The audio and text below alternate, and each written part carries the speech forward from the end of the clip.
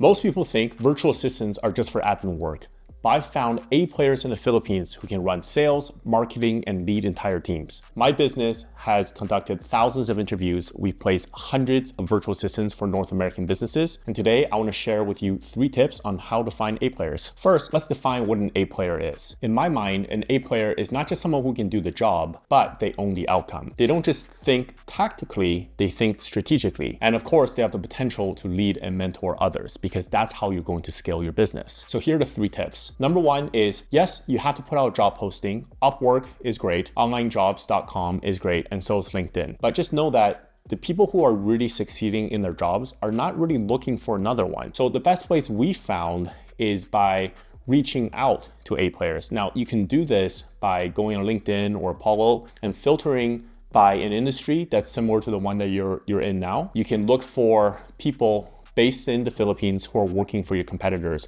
and reaching out to them and just asking them if they want to chat. Another great way is just asking your staff now, if you have other VAs in the Philippines, if they can make a round of introductions for you to connect with individuals. So just remember that we are only probably 2 or 3 degrees of connection to the A players that we need for our business. So of course, if you don't have that, then you can rely on job postings and conduct the interviews. Which brings me on to my next tip. Tip number 2 is the interview. When you interview A players, it's really important to base all your questions around their accomplishments. So I like to ask, what is the greatest thing you've achieved in your life? And then I would just like to drill down that one topic 7 times. Tell me more about it. Oh yeah, who was involved? Tell me about that. And tell me what got in your way.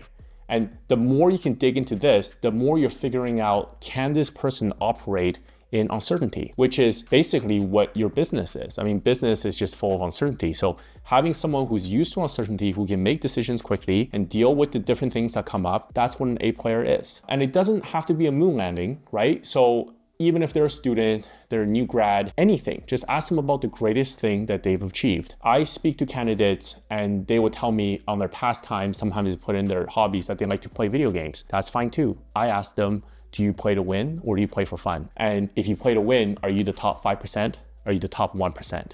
Show me, tell me about it. How do you win? What strategy do you use to play Dota or whatever these games are? And that really gives you a sense of the person's capability, because you have to remember, yes, some B players can be developed into A players, but you don't want to bank on that. You don't want to waste your time and money on that. It's more often the case that A players already come as A players. Third tip, and I see a lot of business owners not doing this. When they are hiring a general VA, they're just telling them about the job, what they have to do Monday to Friday, and then that's fine. And you know what? I think for a B or a C player, that's totally okay. A players have their choice of opportunity, and they're not just working for money. They want to solve an important problem. What is your business doing that is so important that they should spend a good chunk of their life for your cause? And the better you can communicate that mission, that dream, why you wake up every morning, the more likely you're going to attract an interesting person who's ready to work for you. So when you interview an A player, really take the first 10 minutes and 15 minutes. Don't get into the questioning right away. Don't ask them about their experience, why they're looking for a job and whatever. You know, you have to invest some time into this. Really work on your pitch of your business. Why this interview might be the most important phone call they're gonna have this week, this month, or even this year. Tell them this is an exceptional opportunity and this is why. You can cut out all the corporate jargon in your job description of, oh, join us for the culture or whatever. A players can typically see through that.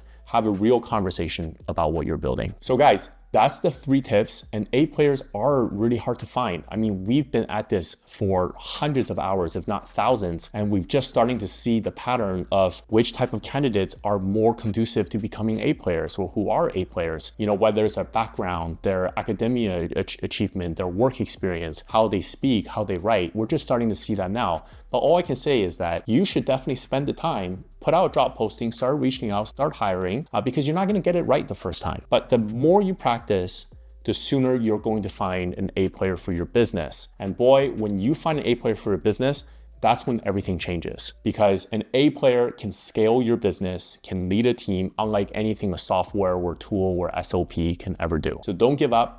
Keep trying, and I hope that helps. So now if after all that, you're saying, look, I still want some help with this, we are more than happy to take a look. There is a form in the description. Please open it and tell us about the largest pain points in your business. And if we feel like there's a good fit, we will give you a call. We will help you find the right people for your business. Thank you for watching.